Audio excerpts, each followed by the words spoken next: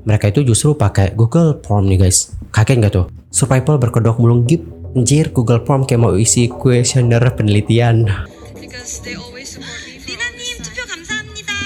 What is this? Wait a minute guys. Ini beneran acara? Serius ini acaranya kayak gini? Oh my god. Annyeonghaseyo 여러분, Yuso Kim입니다. Welcome back to my YouTube channel. Teman-teman yang lagi nonton, gimana kabarnya hari ini? Apakah dalam kondisi yang baik saja? Well, aku harapkan seperti itu ya.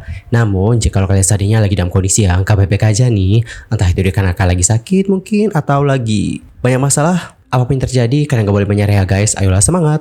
Fighting! Alright everyone, dalam video kali ini aku sudah ngerangkum tentang beberapa topik yang lagi rame banget diperbincangkan di kalangan para netizen. Dan langsung aja yuk kita mulai dari topik pertama. Di topik pertama kita bakal bahas tentang sebuah kontroversi dari seorang YouTuber, yang mana YouTuber ini ngebuat banyak banget masyarakat kesehatan yang murka dengannya. Waduh. Dan bahkan ya sekarang ini dia menghadapi ancaman penjara selama 10 tahun. What? Lantas apakah terjadi dengan YouTuber tersebut? Yuk, mari kita cari tahu bareng-bareng. Untuk pertama, mungkin kita kenalan dulu ya dengan sosok beliau. Dan teman-teman, namanya itu adalah Johnny Somali. Johnny Somali sendiri adalah seorang YouTuber ataupun streamer Amerika yang berusia 24 tahun. Nah, belum lama ini dia itu telah menimbulkan kontroversi nih guys di Korea Selatan. Kenapa bisa menimbulkan kontroversi?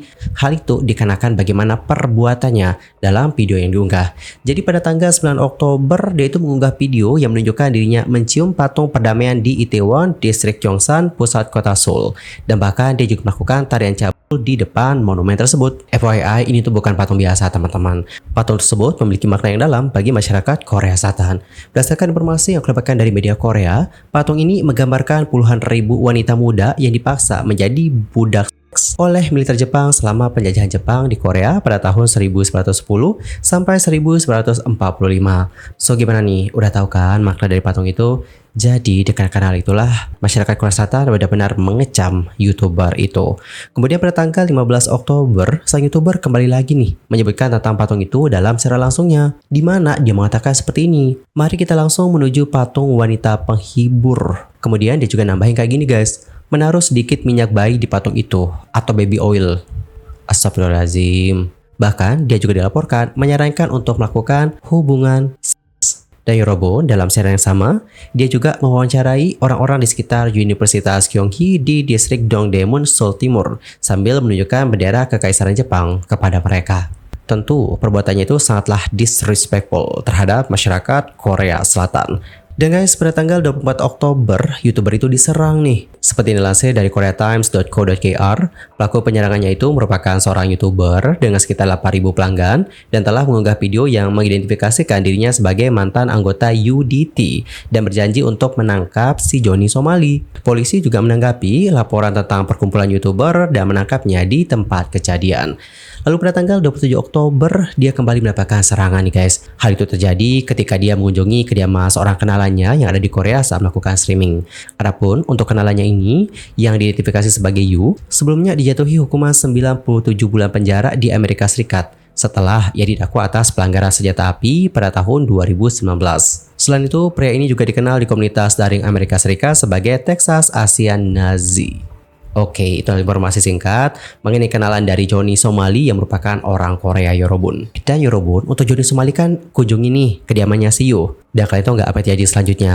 Yang terjadi selanjutnya adalah kediaman dari Yu ini kemudian dikepung oleh YouTuber Korea yang berkumpul untuk menghadapi si Johnny Somali. Selama pertengkaran dengan YouTuber di sekitarnya, ada seorang pria keluar dan nendang si Somali. Streamer itu pun langsung melarikan diri dari tempat kejadian. Sementara itu, kenalannya mengeluarkan tongkat taktis untuk melawan. Dan pada akhirnya polisi datang ke tempat kejadian untuk menenangkan situasi tersebut. Di sisi lain, untuk Johnny Somali sendiri, setelah menghadapi reaksi keras dari publik Korea, dia pun lantas meminta maaf nih teman-teman. Dalam video perminta maafnya, dia mengatakan seperti ini. Langsung aja aku bacakan ya, seperti apa terjemahan dari statementnya.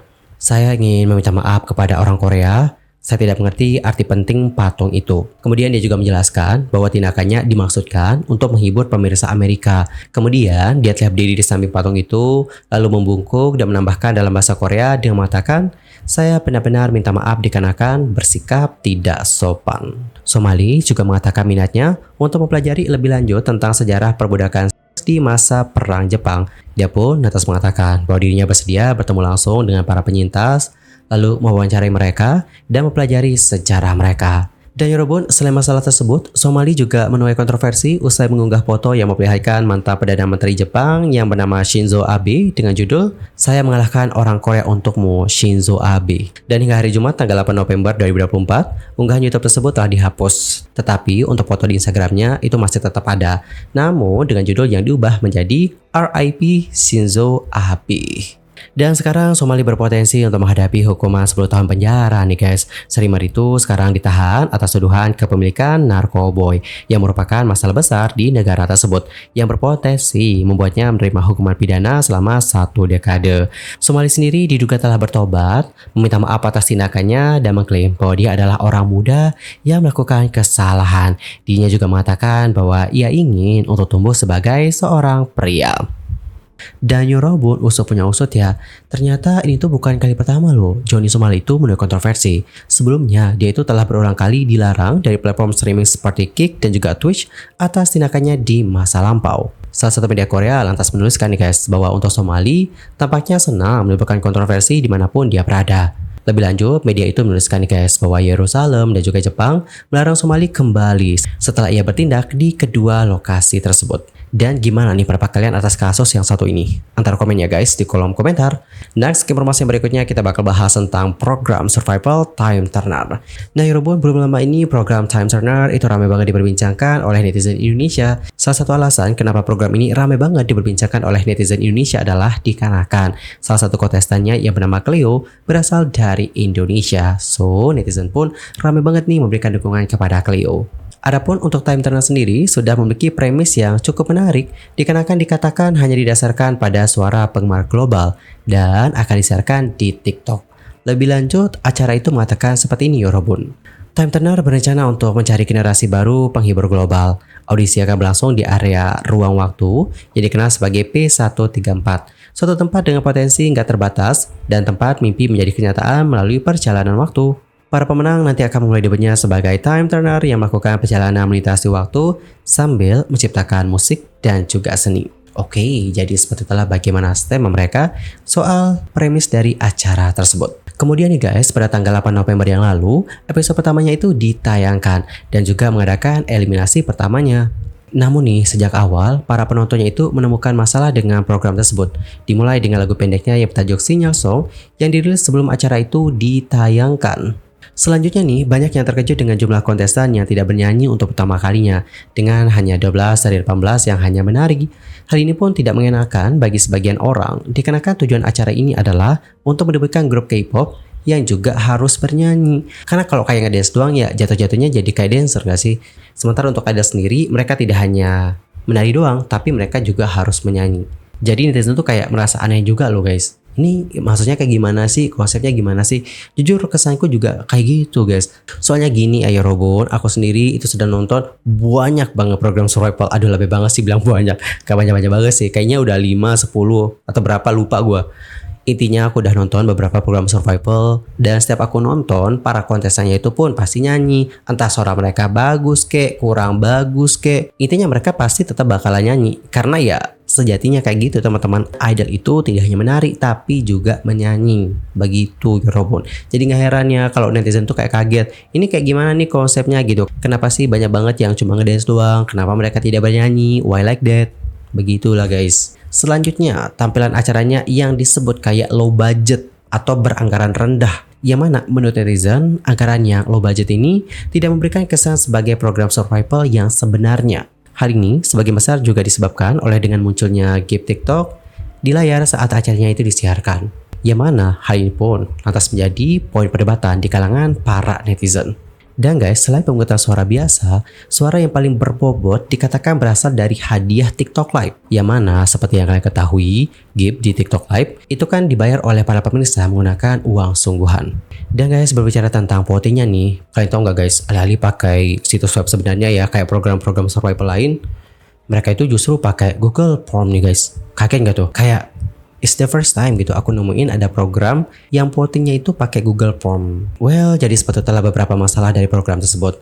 Dan pada akhirnya masalah-masalah ini lantas membuat beberapa netizen merasa tidak terkesan ketika menonton acara tersebut. Sangat disayangkan sih kalau menurut aku ya, karena ini kan episode awal ya. Yang mana episode awal itu benar-benar penting banget tuh guys. Dan ya pun berikut adalah bagaimana kurang lebih komentar-komentar dari para netizen. Yang pertama ada yang komen dan beritahu aku kenapa ya beberapa gadis bernyanyi dan menari dan beberapa hanya melakukan tarian TikTok. Mereka ingin menjadi idol K-pop kan? Jadi kita perlu mendengar mereka bernyanyi. Mereka ingin menjadi penyanyi. Bagaimana orang bisa memilih seseorang jika mereka bahkan nggak tahu suaranya? Time Turner Share Harpia adalah sekelompok influencer yang melakukan lip sync dan menari mengikuti lagu. Ini bahkan tidak terasa seperti acara survival. By the way, nggak semua loh guys. Banyak banget loh trainee-trainee-nya yang juga punya kemampuan penyanyi yang bagus. Aku lihat kemarin ada beberapa guys. Jadi kita nggak bisa ngejudge, oh mereka semua kayak influencer ya. No, banyak kok dari mereka yang udah talented banget. Next. Girl group baru Time Turner Survival Show memiliki anggaran yang sangat rendah. Mereka bahkan tidak melihat semua ini hanya untuk mendapatkan gift TikTok. Jika kamu penasaran tentang Time Turner The TikTok Survival Show, aku dapat menunjukkan kepadamu bahwa ya itu benar-benar program survival TikTok karena hampir nggak ada yang memilih untuk bernyanyi. Banyak sekali yang nge-dance TikTok. Vote-nya itu lewat live gift TikTok dan mereka minta dikirim berulang kali. Baru survival aja dah nggak niat gini, gimana ya pas sebutnya ntar, Cleo kata gue lu ikut survival lain aja dah daripada gini, mana di mistreatment mulu. Udah tahu nggak punya duit, maksa buat acara survival hanya karena FOMO. Ini pun nggak tahu mereka beneran berbakat apa enggak. Padahal ya buat bikin grup tuh butuh modal yang luar biasa gedenya, ditambah lagi pakai survival show segala. Apa sih lawak, berasa FOMO ikut-ikutan mau debutin girl group, tapi persiapannya kayak persiapan lomba Agustusan. Survival berkedok mulung gift. Anjir, Google Form kayak mau isi kuesioner penelitian. Siapa sih yang ngide pakai Google Form, serius deh. Matanya jadi bingung mulai kamera yang live TikTok, apa kamera yang dipegang kru timnya.